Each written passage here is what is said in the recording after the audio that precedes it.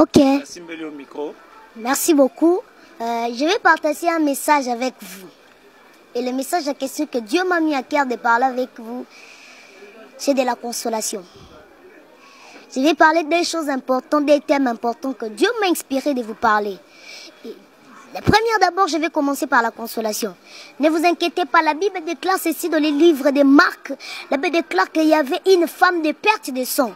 Alors là, c'est un espoir qu'il y aura encore. Alors là, c'est un espoir que ce sang peut s'arrêter encore. Je peux avoir encore une consolation. Je peux avoir encore une guérison. C'est ça la femme de perte de sang. Lisez la Bible bien, vous allez voir la femme de perte de sang. Il allait contacter les docteurs.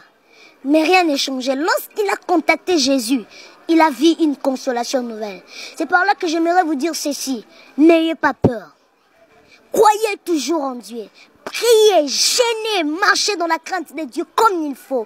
Car la Bible déclare dans les livres des Proverbes que la crainte de l'Éternel, c'est le commencement de la sagesse. La Bible n'a pas dit que la sagesse, c'est le commencement de la crainte de Dieu. Non, non, non, non. Mais la Bible dit ceci, que la crainte, ça commence d'abord par la crainte de Dieu.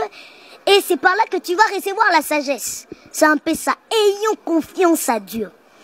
Ayons confiance à Dieu, car c'est le temps où Dieu doit manifester sa gloire. C'est le temps de la consolation, car tu as beaucoup pleuré. Assez de pleurer, car c'est le temps où Dieu doit te visiter. La femme de perte de sang, plus d'espoir. Mais ce jour-là, il avait réussi sa guérison. Nous allons lire aussi le livre de Jean chapitre 2. La Bible déclare ceci, les vases étaient négligés. Les 6 vases. Pourquoi je suis en train de dire que les 6 vases en question nous représentent? Je rentre dans le livre de Genèse. La Bible déclare ceci, le 6e jour, Dieu créa l'homme. Les 6 vases étaient dehors. Il ne croyait plus qu'il y aura des espoirs que je peux entrer encore dans la fête. Mais Dieu, Jésus a fait de manière qu'il utilise seulement les 6 vases qui étaient dehors. Prenons l'exemple de Mephibosheth. Mephibosheth, plus d'espoir, boité. Il ne pouvait plus croire que je veux manger dans la table du roi. Mais la Bible déclare à un moment donné, Dieu a rappelé à David qu'il y a un Mephibosheth que tu dois manger avec lui. C'est-à-dire que c'est le temps de la consolation, mon frère. Toi qui me suis, tu as des problèmes, appelle-nous dans le numéro qui est affiché. On va prier pour toi. Car c'est le temps où Dieu doit consoler ta vie. Alléluia. Mais Mephibosheth est dehors. Il ne pouvait plus croire qu'il y aura encore des espoirs. Car la loi disait ceci. Quelqu'un qui est aveugle, qui ne marche pas, il doit être là-bas dehors. Il ne peut pas manger avec le roi. Il ne peut pas entrer dans la fête du roi.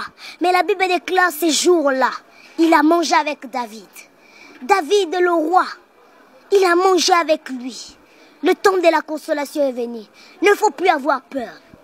Et le deuxième thème que j'aimerais parler avec vous, c'est la prière. C'est ça.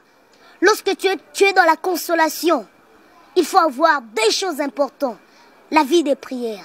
1 Thessaloniciens chapitre 5 verset 17. La Bible déclare ceci, prier sans cesse.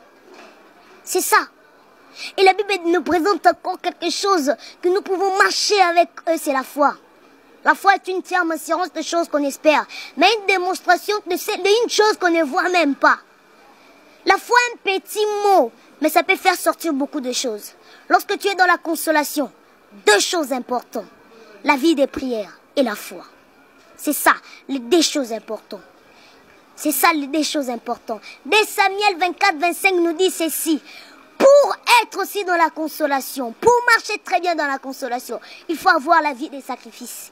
Je ne te demande pas de venir me donner ta dîme. Si tu as un pasteur là et tu vois le fruit de l'esprit en lui, et si tu ne vois pas à ton pasteur les œuvres de la chair qui sont manifestées dans les livres de Galates 5, mais si tu vois le fruit de l'esprit, donne-lui ta dîme.